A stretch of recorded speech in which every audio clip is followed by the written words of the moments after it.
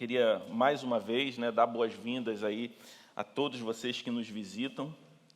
É uma alegria receber a visita de cada um de vocês. Não vá embora sem preencher o cartão de conexão e receber um presente que a gente separou para você. A gente está muito feliz em estar aqui esse domingo de feriado prolongado. Então a gente fica feliz com a presença de cada um de vocês que está na cidade durante esse feriadão e veio até aqui, a Igreja do Redentor, para cultuar o nosso Deus. A gente está começando hoje uma nova série de mensagens que tem como título Emoções, lidando com os sentimentos à luz do Evangelho. A gente encerrou na semana passada uma série que demorou alguns meses, que foi uma exposição de 1 Coríntios, e hoje a gente começa uma série temática onde nós vamos expor textos diferentes de situações que a palavra de Deus narra, onde pessoas tiveram as suas emoções, os seus sentimentos postos à prova. E a gente entende que a Bíblia, o Evangelho todo, ele precisa ser pregado para o homem todo. Isso inclui as nossas emoções. Certamente, 2020 e 2021 foi o período onde os sentimentos de todos nós, as nossas emoções, foram colocadas à prova. Talvez você, pessoalmente, tenha vivido outros momentos, outros períodos, que os seus sentimentos, as suas emoções, foram igualmente ou até mesmo mais testadas do que esses quase 2 anos que nós estamos vivendo. Mas certamente não houve para essa geração, até agora, um período onde todos os habitantes da Terra tenham sido submetidos a um teste como esse que nós estamos passando ao longo desses últimos meses, desde março de 2020. E por isso a gente começa essa nova série, justamente por entender que nós precisamos pregar o Evangelho todo para o homem todo. Que a pregação do Evangelho não só resolve o problema da eternidade, que é o maior dos nossos problemas, mas também as implicações do pecado nessa era presente. Sim, porque se existe crise, se existem doenças, pandemias e outras coisas ruins no mundo, isso tudo existe por conta do mundo em desajuste, por conta do pecado. O pecado, ele afeta o nosso relacionamento com Deus, mas afetou também a nossa natureza, afetou os nossos relacionamentos, afetou toda a criação. E se muitas vezes nós não sabemos lidar com os nossos sentimentos e somos influenciados e até mesmo controlados por eles, é porque a nossa natureza foi afetada pelo pecado. O Evangelho compreende o ser humano por completo, inclusive as suas emoções. Por isso, a grande questão é: como você tem reagido e lidado com as suas emoções, uma vez que o Evangelho, a graça de Deus te alcançou e fez com que você nascesse de novo? A gente começa a nossa série falando sobre um sentimento comum a todo ser humano, que é o medo. Todo mundo sente medo de alguma coisa. Todos nós sentimos medo de alguma coisa. Talvez em proporções diferentes, mas o fato é que todos nós sentimos. Tem gente que tem medo de barata, tem gente que tem medo de altura, tem gente que tem medo de ficar num lugar fechado, tem gente que tem medo do futuro. E nos aconselhamentos, especialmente nos últimos meses, nas conversas, nos pedidos de oração que a gente recebe quase que diariamente, a gente tem percebido que o medo é uma realidade muito presente nas nossas vidas. especialmente nesses últimos tempos. É a emoção que mais tem aparecido na população durante esse período que nós temos vivido. É o medo. Pessoas com medo da morte, gente com medo de não ter acesso a equipamentos de saúde caso estejam doentes. No ano passado, esse medo talvez fosse um pouco maior do que agora.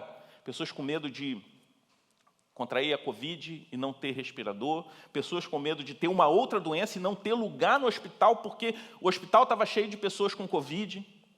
Pessoas que tinham alguma doença e estavam com medo dessa doença evoluir, porque muitos tratamentos, cirurgias foram suspensas. Outros com medo de perderem alguém.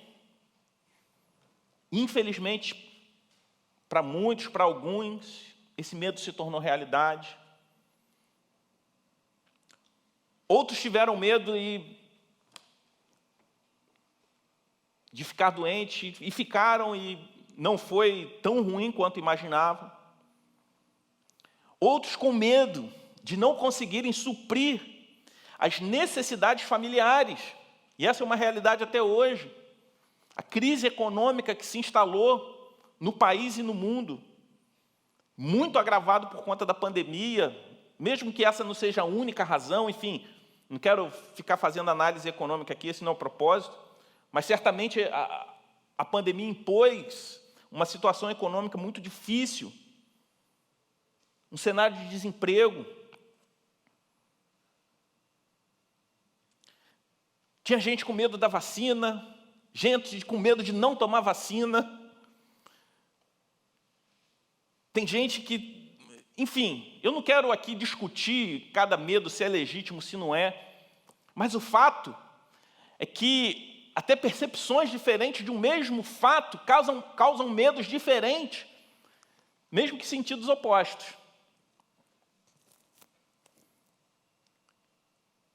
Gente com medo da situação política. Como eu disse, eu não quero desdenhar do medo de ninguém, porque de alguma forma todo medo, ele é legítimo. O sofrimento humano é solo sagrado, cada um tem o seu. Mas uma das histórias mais fantásticas sobre o medo, a gente encontra no Evangelho de Marcos, e eu queria que você abrisse a sua Bíblia, lá no capítulo 4, onde nós vemos uma experiência onde os discípulos de Jesus foram submetidos ao medo e como eles lidaram com esse medo.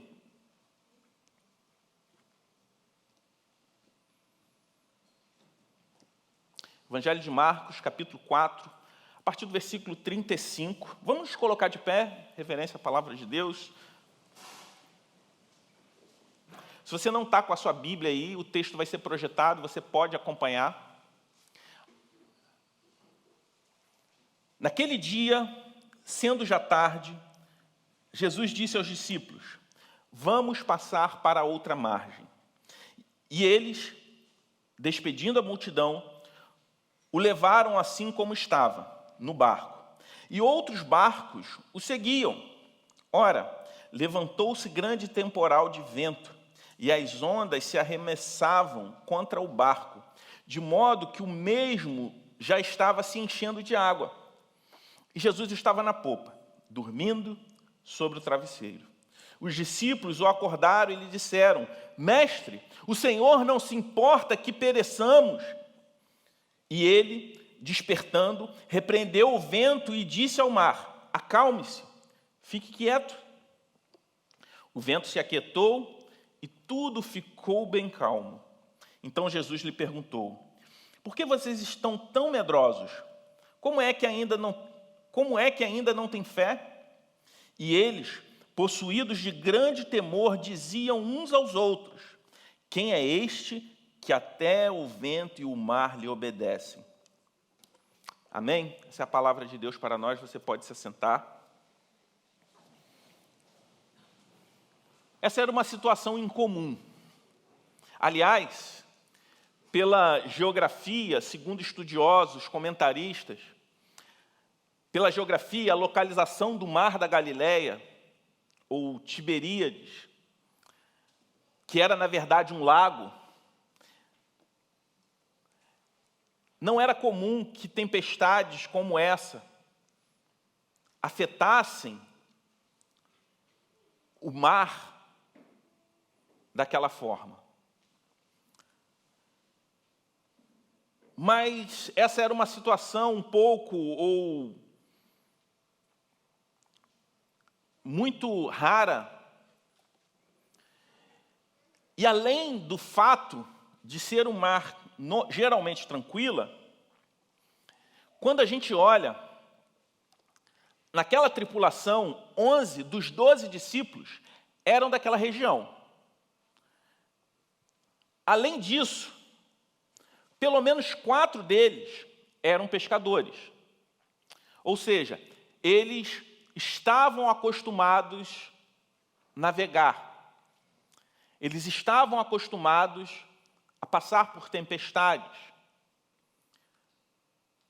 E olhando para a reação deles diante da tempestade, nos leva a entender que, de fato, era uma tempestade muito forte, porque assustou até mesmo 4 pescadores, 4 pessoas que estavam acostumadas a navegar. O verso 35 começa dizendo que naquele dia ao anoitecer, ele disse aos discípulos que eles passariam para o outro lado da margem, do lago, desse mar. E o que havia acontecido naquele dia? Se você olhar e voltar a alguns versos do capítulo 4 do Evangelho de Marcos, você vai perceber que Jesus estava ensinando sobre o reino de Deus e a realidade da fé. Nesse texto de Marcos 4, um pouco antes dessa experiência vivida, Jesus está ensinando aquela parábola muito conhecida do grão de mostarda e a importância de terem fé. E agora, os discípulos enfrentam uma situação terrível e desesperadora, onde eles precisavam vencer usando a fé. Então, a primeira lição que a gente tira desse texto é que Jesus tem um plano na tempestade. Jesus tem um plano nessa tempestade. A tempestade fazia parte do plano de Deus. Jesus sabia que eles enfrentariam uma tempestade. Jesus que chama eles para o mar. Jesus era o próprio Deus encarnado. Nenhum dos atributos de Deus foi subtraído do seu Filho. Ele era onisciente, onipresente. E como a gente viu, onipotente, ele teve poder para acalmar a tempestade. Então, Jesus tem um plano para a tempestade. Jesus sabia o que iria acontecer. A tempestade fazia parte do seu plano de ensino para os discípulos naquele momento, como se fosse uma prova prática. Todos vocês aqui que têm carteira de motorista sabem do que eu estou falando. Você tem que fazer aquelas aulas teóricas chatas, né? Agora aumentou, se eu não me engano, na minha época era uma quantidade um pouco menor, se eu não me engano, agora são mais horas aulas. E depois você tem que passar o quê? Na prova prática. Quando a gente olha para esse texto e vê que Jesus, de alguma forma, tinha um plano, o que acontece, o que Jesus ensinou um pouco antes, isso me remete ao processo de se tirar licença para dirigir, onde você faz prova teórica e depois você faz prova prática. Fez a parte teórica? Entendeu? Beleza. Agora vamos ali para a prova prática para ver se, de fato, aquilo que vocês entenderam na teoria tem um desdobramento prático na sua vida. Observe, eu não estou dizendo que todas as coisas ruins acontecem para que possamos aprender algo com elas. Mas não podemos negar também que as maiores lições que aprendemos nas nossas vidas são em consequências de uma tempestade, são em consequência de um momento difícil. Como nós crescemos em situações assim? Ontem eu recebi uma notícia muito triste. Talvez alguns de vocês mais antigos da igreja até conheçam o pastor Josimar Carimã. Ele esteve aqui na Igreja do Redentor, se eu não me engano, no ano de 2017. Eu ainda não estava servindo aqui na Igreja do Redentor, mas eu conheci e lembro desse fato. Na época, o pastor Jay manteve ele aqui no Rio de Janeiro. Ele veio para uma avaliação da Atos 29, na quinta-feira, e ele passou o final de semana aqui no Rio, esteve aqui na igreja. Se eu não me engano, ele não pregou, mas o Jay deu a oportunidade para ele expor um pouco do seu trabalho, lá na cidade de Codó, no estado do Maranhão. E o pastor Josimar Carimã, ele foi diagnosticado há pouco tempo com um câncer. Infelizmente, ele não resistiu e veio a óbito ontem. Ele me contou que estava doente, se eu não me engano, na segunda-feira. Ele tinha começado o tratamento, mas a doença evoluiu muito rápido. E ele veio a falecer. Um amigo, um companheiro de ministério. E eu troquei alguns áudios com ele, e ele precisou ser entubado, se eu não me engano, na sexta-feira, e veio a óbito ontem. E no último áudio que ele mandou, antes de ser entubado, ele falou: o momento está muito difícil, eu estou sentindo muitas dores, eu chorei a noite toda. Aí quando eu pensei que ele ia começar a desabafar do sofrimento e reclamar, ele falou assim: mas que choro gostoso, porque eu falei com Deus a todo momento. Eu sei que eu estou sendo aperfeiçoado. E uma frase que ele falou que me marcou muito nesse áudio foi o seguinte, sobretudo depois da notícia da sua morte. Ele disse o seguinte: Jesus me trouxe para esse vale para falar comigo, e eu não quero perder nenhum sussurro do meu Deus. Hoje pela manhã eu fui agraciado com um vídeo de alguém que filmou, isso foi até a família e chegou até a mim. Antes, quando ele ainda estava, se eu não me engano, na unidade de tratamento semi-intensivo, pastor Carimã sentado, bem debilitado, com soro, recebendo medicação na veia, mas ele conseguiu se assentar com a Bíblia aberta e pregando no Salmo 121 para todas as pessoas que estavam ali, dizendo, de onde vem o nosso socorro? O nosso socorro vem do Senhor, Criador dos céus e da terra. E ele pregava o Evangelho para aquelas pessoas, mesmo sabendo que a sua situação era muito difícil. Não foi um áudio dele reclamando, lamentando, mas fazendo aquilo que ele fez durante tanto tempo, se dedicou ali na cidade de Codó, no Maranhão, que era pregar o Evangelho. O pastor Carimã, ele fez um trabalho muito relevante também com as crianças. Ali em Codó, a gente teve a oportunidade, através da Atos 29, apoiar. E era reconhecido na cidade, um contexto muito difícil. Depois pesquise um pouco sobre a realidade religiosa de Codó. É muito complicado. Renato conhece lá. Renato conhecia o pastor Carimã e conhecia o trabalho. A gente trabalhou junto com ele nesse projeto, especialmente de cuidado com crianças. Certamente o pastor Carimã tinha medo da doença. Quando ele me ligou avisando que estava doente, ele falou que estava com medo. Mas esse medo não abalou sua confiança, porque ele entendia que Jesus tinha um plano, um propósito, através daquela doença.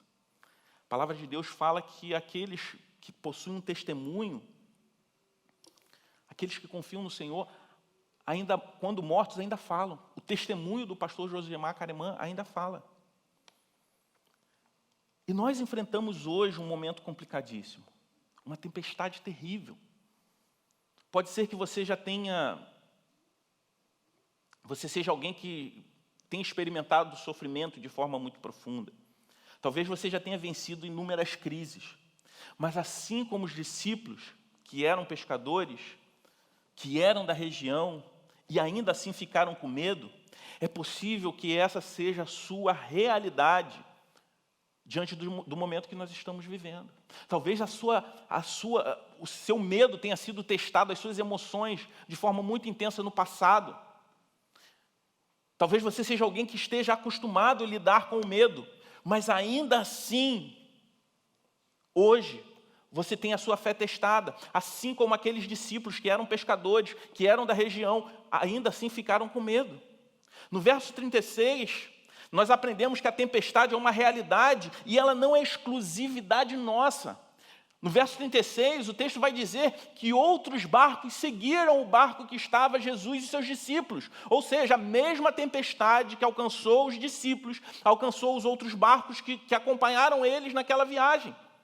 Haviam outros barcos ao redor. Não foi somente o barco dos discípulos de Jesus que foi sacudido, chocalhado por aquela tempestade. Quando estamos sofrendo, temos a tendência de supervalorizar a nossa dor. E nos esquecemos que outros sofrem também ao nosso redor. Achamos que a nossa tempestade é sempre pior do que a do outro, que a nossa dor dói mais do que a dor do outro. A tempestade que atingiu os discípulos era a mesma que atingia os barcos ao redor. A pandemia que está aí, que nos causa medo, em alguns aspectos, seja pela doença, seja pela crise, seja lá o que for, nos mostra que também somos todos iguais. Independente da classe social, etnia, religião, todos fomos atingidos de alguma forma. Uns mais, outros menos, mas todos fomos atingidos. Seja pela privação do contato com pessoas queridas, seja pela doença, seja pelo luto, seja pela crise, pelo desemprego, seja pelo sofrimento de alguém que a gente ama, todos nós, de alguma forma, fomos atingidos. E o barco, ali no texto, conforme o texto narra, ele estava se enchendo de água. A tempestade era externa, mas começa a causar danos do lado de dentro também. Pode ser que os discípulos, pescadores, acostumados com a situação, não tivessem ligado tanto quando as ondas estavam batendo contra o barco.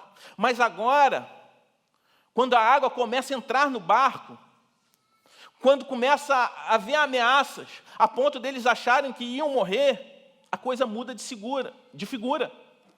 E é interessante se a gente olhar para esse período que a gente está vivendo, e eu estou usando esse período como ilustração para o que a gente quer falar sobre o tema do medo, que não se aplica só agora. Mas a pandemia começou ainda no final de 2019 na China. Nós começamos a ouvir relatos de morte. Eu lembro que em janeiro de 2020, a gente fazendo um luau missionário, eu lembro que o Eric, ele estava meio resfriado, e o Kaká, né, até brincava, rapaz, será que você não está com coronavírus? Brincando. A gente falava como se fosse uma coisa completamente fora da realidade, algo a ponto de brincar, uma coisa que não fazia parte da nossa realidade. Em janeiro. Em fevereiro ele foi para Moçambique, e tal. De repente, em março, se tornou real. Se tornou real, mas por enquanto a gente conhecia um ou outro que no máximo ficou doente, começava a saber de notícias de morte lá distante. Muitos ficavam impressionados com os números na Europa, na Itália, na Espanha, mas ainda estava longe. Aí tinha gente que torcia, achava, não vai chegar no Brasil, o nosso clima é diferente e tal. Eu não quero entrar no mérito dessas opiniões, até porque foi uma situação nova, muitas pessoas tentando entender, opiniões diferentes sobre o mesmo fato, enfim. Mas, de alguma forma, ela chegou. Muita gente morreu. Não quero entrar no mérito se morreu mais do que foi relatado, se morreu menos, ou se foi exatamente o número que se divulga. Mas não interessa se foi mais de 500 mil. O que dói mais é quando a gente sabe da notícia de alguém que a gente conhece, que morre. Mesmo que tenha morrido 1 milhão de pessoas. A impressão que eu tenho é que nos afeta de verdade quando chega na nossa casa, nos nossos parentes. Talvez você tenha perdido algum parente, eu perdi amigos. E quando a gente vê isso acontecer, é uma sensação de impotência. Quando percebemos que a tempestade estava longe, estava fora, mas de alguma forma ela chegou até nós. Nós somos corajosos, até que os recursos não sejam suficientes para nos manter em paz. Nossa sabedoria, nossa experiência, quando isso tudo acaba, aí a gente começa a se sentir impotente, até não haver mais o que fazer. Mas como os discípulos reagiram diante dessa sensação, a esse medo, a esse pavor, e o que isso nos ensina? Eles clamaram por Jesus. Irmãos, é uma lição simples. Eles clamaram por Jesus. Além da tempestade que estava acontecendo no mar, ocorria também uma forte tempestade no coração daqueles homens. Acontecia uma forte tempestade no coração e na alma daqueles discípulos. Eles não estavam preocupados apenas com a tempestade em si, mas se preocupavam também de que Jesus não estivesse vendo. Medo de Jesus não estar sentindo o que eles estavam sentindo. Medo de Jesus não estar percebendo o que eles estavam passando. O que te amedronta é a crise, a doença, a pandemia, ou você está se sentindo sozinho, abandonado, como se Deus não estivesse te ouvindo e sabendo o que você está passando nesse momento. E perceba, quando eles clamam por Jesus no primeiro momento, não é simplesmente um pedido de socorro, mas uma crítica. Porque eles não falam, Jesus, nos socorre. Eles falam, Senhor, olha a tempestade. Eles não falaram isso, estou com medo, mas eles disseram, não te importa que morramos, não te importa que pereçamos. Eles criticam Jesus.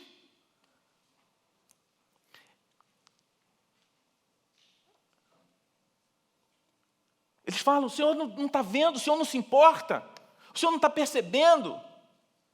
E às vezes nós agimos assim. Nossas orações, em muitas situações, são para transferir responsabilidades. Ora para culparmos Deus, ora para culpar os outros, mas nunca reconhecer a nossa responsabilidade nas tempestades que nós enfrentamos. Mas quando a gente olha para a palavra de Deus, a gente aprende também que mesmo que a gente não saiba como orar, ainda assim Jesus nos ouve e nos livra daquilo que nos amedronta. Porque aqueles discípulos, eles pediram errado. Eles falaram, Senhor, o Senhor não se importa que a gente morra? Ao invés de falar, Senhor, nos socorre. Eles criticam Jesus. Ainda assim Jesus os atende. E a palavra de Deus nos ensina isso. Que ainda que a gente não saiba orar, o Espírito Santo de Deus, ele conserta a nossa oração e leva até o Pai. Com essa procura dos discípulos por Jesus, temos duas sugestões interessantes para momentos como os que vivemos. A primeira delas é óbvia, é buscarmos a Deus por meio da oração, clamarmos a Deus. Não negligencie essa oportunidade. Assim como meu amigo, saudoso pastor Carimã, o Senhor me trouxe para esse vale para falar comigo. Eu não quero perder nem um sussurro do meu Deus. Não negligencie essa oportunidade. Ore, fale com Deus, cultue a Deus com a sua igreja. É onde nós louvamos juntos, oramos juntos e também uns pelos outros. Mesmo que você ache que não sabe orar, que você ache que não sabe o modo certo de fazer isso, ainda assim ore. Mesmo que os discípulos não tenham pedido do modo correto, Jesus se levanta e acalma aquela tempestade. faz isso bem diante dos olhos daqueles homens. E a segunda sugestão, além de orar, está baseada no fato que Jesus é totalmente Deus. Mas para aqueles discípulos, Jesus também era alguém próximo. Jesus era um amigo. Uma sugestão é ter boas amizades. É ter pessoas às quais você pode contar sobre os seus medos. Sobretudo amizade com pessoas que também nasceram de novo. Que também partem do princípio que nós devemos amar a Deus acima de todas as coisas. Que tem uma visão de mundo a partir da realidade do Evangelho. Quem é o mediador entre suas amizades? A palavra de Deus diz que o mediador entre os homens é Jesus Cristo, Filho de Deus. E às vezes, o que tem mediado os nossos relacionamentos, antes de tudo, são outras afinidades que não são o Evangelho. Eu não estou falando que você não pode ter amizade com não crentes. Mas me estranha quando o ponto principal que tem mediado os seus relacionamentos não é o fato de que Jesus te adotou como filho, e adotou outros também, e agora você tem irmãos, que Deus, através da morte do seu Filho Jesus Cristo, criou para si um povo, uma família, que nós nascemos de novo, a despeito de qualquer outra diferença de opinião que nós temos após o Evangelho é o mais importante. Então não ande sozinho, especialmente nesse tempo. Procure pessoas, desabafe, converse sobre coisas sérias, converse sobre coisas também que não são sérias, ria, troque figurinhas de WhatsApp para rir um pouco, isso faz bem.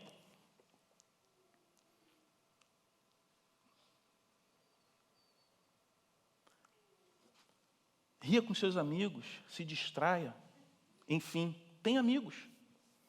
E se você se sente sozinho demais nesse momento, entenda que a igreja é a comunidade de discípulos de Jesus, de pessoas que são família, que devem sentir a sua dor, se alegrar contigo. Então se envolva. Não adianta reclamar que tem se sentido sozinho, mesmo na igreja, mas se você não procura se envolver com absolutamente nada, não procura construir amizades verdadeiras, servir, a melhor forma de você conhecer pessoas é no serviço, servindo junto. Isso não é saudável. Participe da escola bíblica, que além de você aprender a palavra de Deus, você ainda faz uma refeição junto com os outros irmãos. Tem oportunidade melhor para conhecer uns aos outros, se é comendo junto? Viver sozinho não é saudável.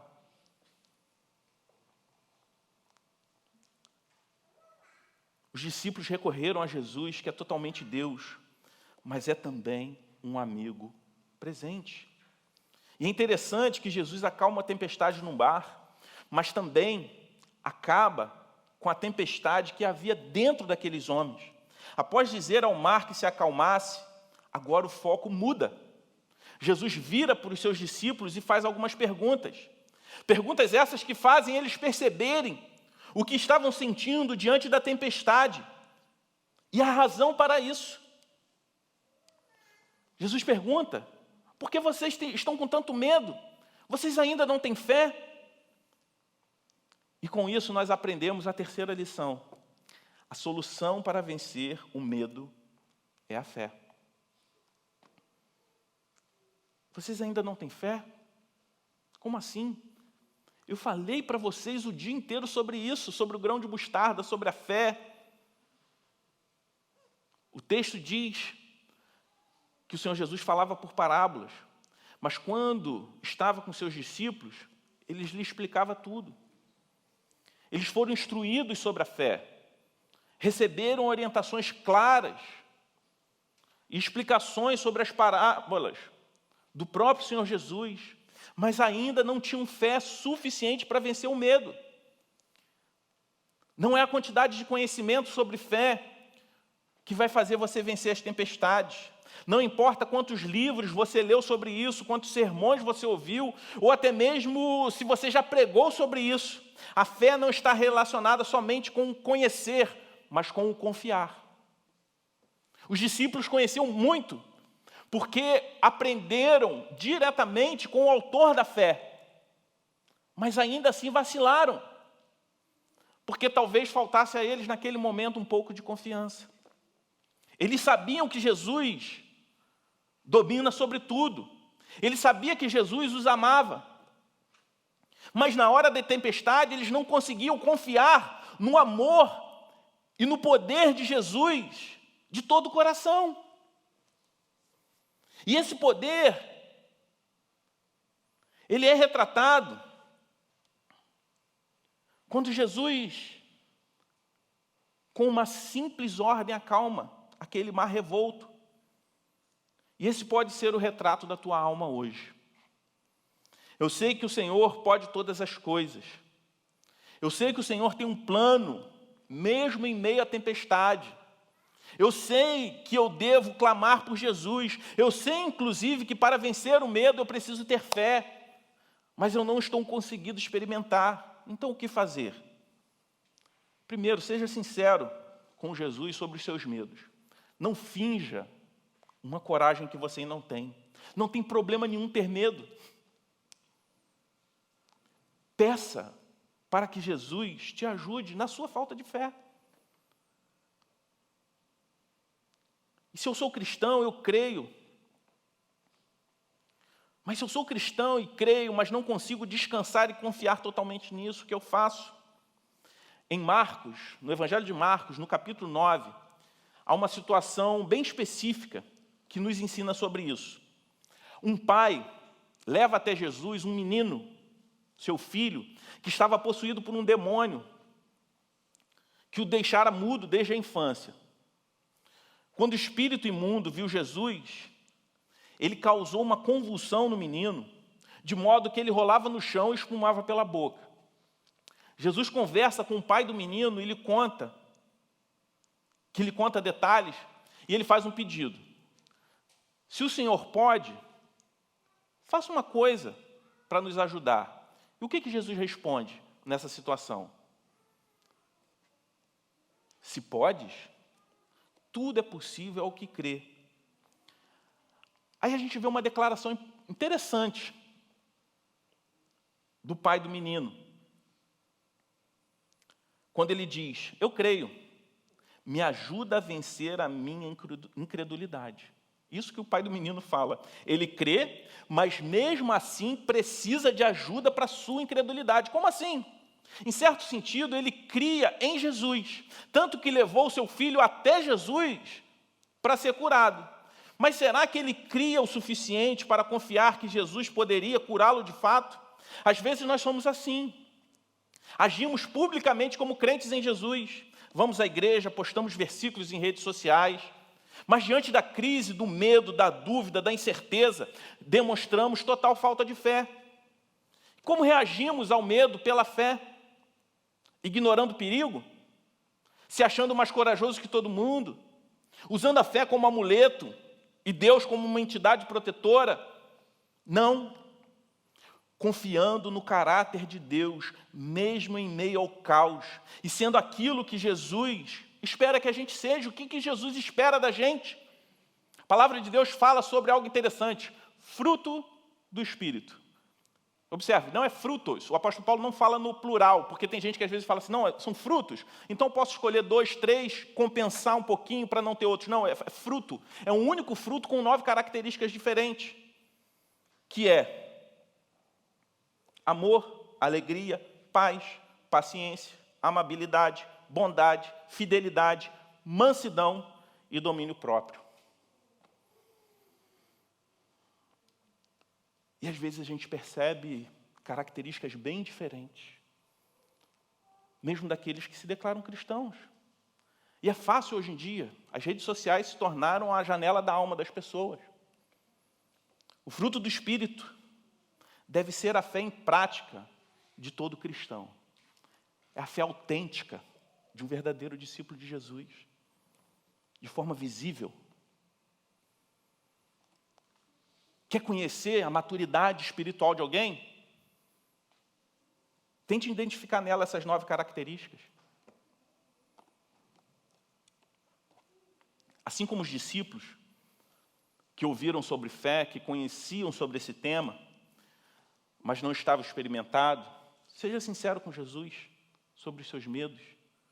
Peça a Ele.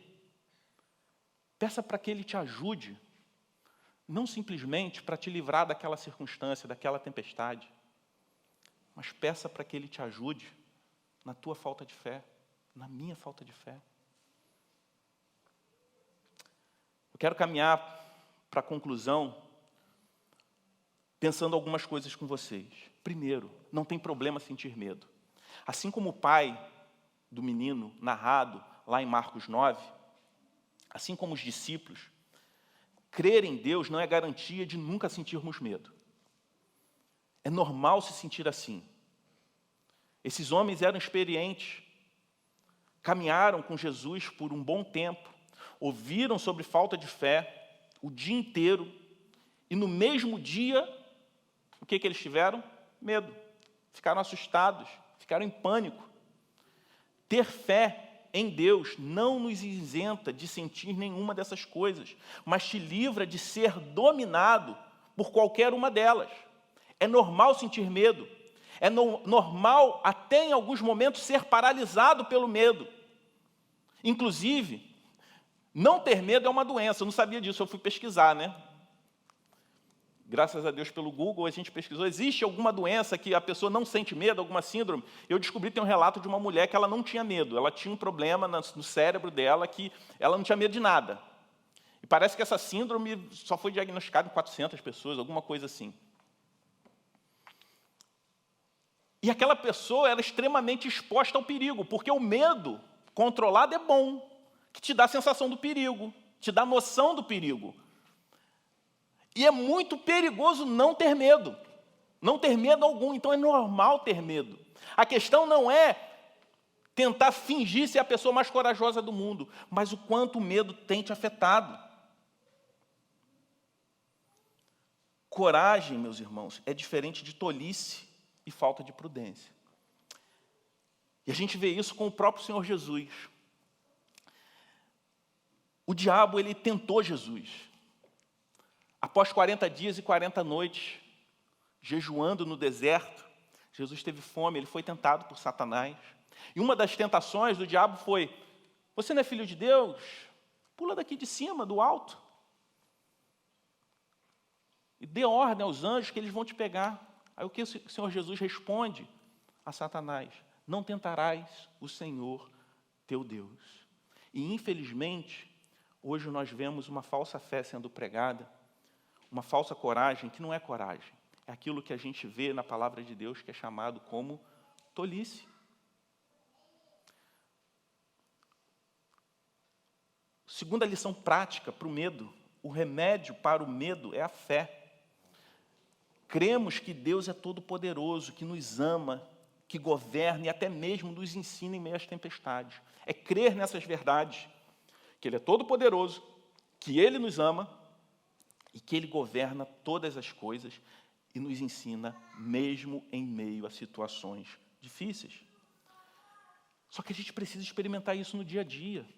O Evangelho, o que Cristo fez por nós, pagando os pecados que nós éramos incapazes de pagar, por meio da sua morte e ressurreição, nos garante a vida eterna, mas nos garante uma vida diferente hoje, uma vida cheia de fé, mesmo quando as circunstâncias nos levam a sentir medo. E compreendendo tudo isso, e vivendo desse modo, não ficaremos soberbos, nos achando bons demais, mas ficaremos como os discípulos, maravilhados com quem Jesus é. O que os discípulos, qual é a reação dos discípulos quando Jesus acalma a tempestade?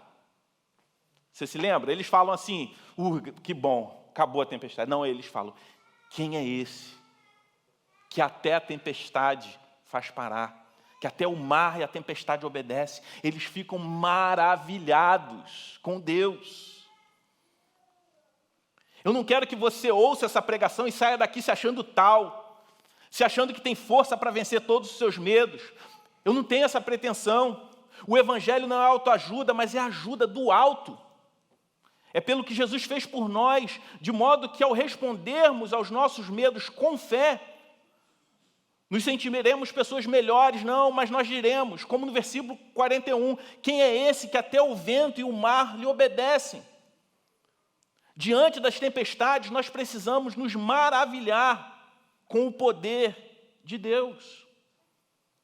Mas não só quando Jesus acalma a tempestade, mas no sentido de que o vento e o mar deram uma lição prática aos discípulos sobre a fé. Que a gente pergunte em oração o que Deus quer nos ensinar sobre a nossa fé nessa pandemia e em qualquer outro momento da nossa vida que a gente venha sofrer. Seja pela crise, seja lá pelo que for. Porque o grande exemplo de fé nesse texto é o próprio Senhor Jesus. Não são os discípulos, não foi Pedro, não foi nenhum deles. O grande exemplo de fé é o próprio Jesus que estava descansando, dormindo, mesmo em meio a uma tempestade terrível. Mas esse mesmo Jesus, antes da sua morte, ele passou por grande agonia. Ele transpirou sangue, a ponto de orar ao Pai e dizer: Pai, está difícil, se possível for, passa de mim esse cálice, mas sobretudo, seja feita a tua vontade. Jesus, nessa agonia, se identifica com todos nós que sentimos medo. Por isso não há espaço para um cristão se achar o tal, invencível, como se não tem medo nenhum. Jesus realizou um milagre ao acalmar o mar e o vento, mas o milagre que mais me ensina nas circunstâncias que temos vivido é que ele conseguir dormir, descansar, repousar em meio ao mar revolto e acalmar não somente a tempestade à nossa volta, mas, sobretudo, acalmar essa tempestade que está dentro de nós. Por isso, a nossa oração diante da tempestade, diante do medo, é a seguinte: Senhor, me ajude com a minha falta de fé. Que tenhamos essa fé para vencer os nossos medos.